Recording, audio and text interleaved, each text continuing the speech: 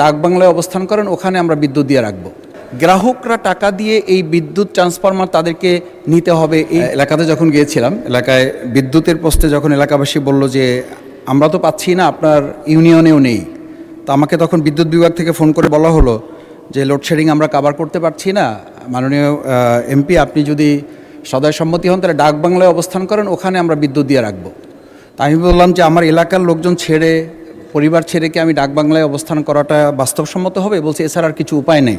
তা আমি বলছি যে এই লোডশেডিংয়ের পাশাপাশি আর একটা মরার উপরে খাড়ারগা আছে মাননীয় স্পিকার, সেটা হচ্ছে যে ব্যাপক পরিমাণে ট্রান্সফরমারগুলো আমাদের এলাকাতে যখন চুরি হয়, তো চুরি হওয়ার পরে পল্লী বিদ্যুৎ থেকে বলা হয়, বিদ্যুৎ থেকে জানানো হয় যে আপনারা এলাকা থেকে চাঁদা তুলে বা আপনারা গ্রাহকরা মিলে 50% টাকা এখানে ক্যাশ করেন, তারপরে আপনাদেরকে আমরা একটা ট্রান্সফার দেবো। এই ট্রান্সফার পাওয়ার জন্য প্রায় 2 মাস 2.5 মাস পর্যন্ত চলে যায়, বা ট্রান্সফরমার সেখানে যতক্ষণ পর্যন্ত গ্রাহকরা টাকা দিয়ে ওটা সংগ্রহ না করেন ততক্ষণ পর্যন্ত সেখানে আর বিদ্যুৎ কাভার করে না।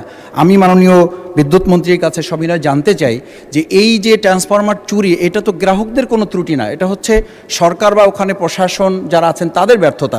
সেই জায়গাটা গ্রাহকরা টাকা দিয়ে এই বিদ্যুৎ ট্রান্সফরমার তাদেরকে নিতে হবে, এই বিষয়টি কিভাবে দেখছেন বিদ্যুৎ মন্ত্রী?